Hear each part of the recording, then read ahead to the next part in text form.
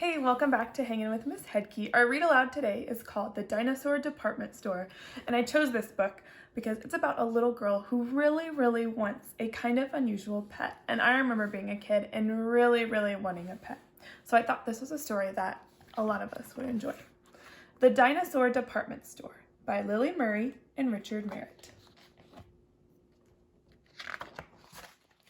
Eliza Jane was an unusual child. Some called her willful, some called her wild. She didn't like bedtime or broccoli or rules, nor tidying up, nor going to school. So it did not come as a great surprise when on her birthday Eliza Jane cried, "Mummy, Daddy, now that I'm 4, I'd like you to buy me a real dinosaur." Her parents weren't keen, it has to be said. They wished she had asked for a rabbit instead. But they swallowed their fears, put on a brave face. "Let's go," said Mummy. "I know just the right place." "Hooray, hooray," said Eliza Jane, and off they went on the 10:20 train. They rushed from the station to the grand front door of the one and only Dinosaur store. They rang the bell, the door opened wide. Eliza Jane stepped boldly inside. They were met by a man in a long velvet cloak who twirled his mustache and smiled as he spoke. "Mr. Magosaurus, here at your service. Welcome, my dears. No need to be nervous. Come with me on my magical tour of the dazzling Dinosaur Department Store." He pulled back the curtain with outrageous flair. Roars and hisses zipped through the air. "So much to see, it'll make your head spin. Are you ready, dear friends? Then let us begin.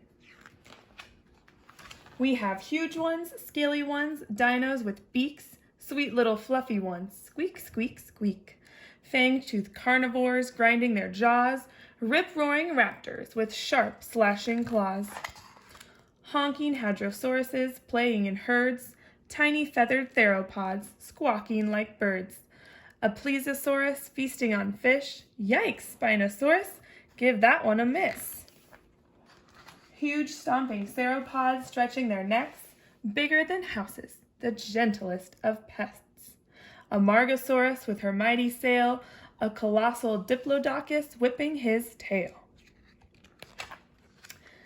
These are Ankylosaurus, armored like tanks, one's called Maud, the other's called Frank. A clever, fierce Troodon who stays up all night, and Miss Tyrannosaurus with her bone-crunching bite. Mr. Magosaurus turned to the crowd. He simpered and smirked and looked very proud. "At last we've reached the end of our tour. It's time for you to choose your own dinosaur." But Eliza Jane had turned to go. "Thank you," she said, "but my answer is no.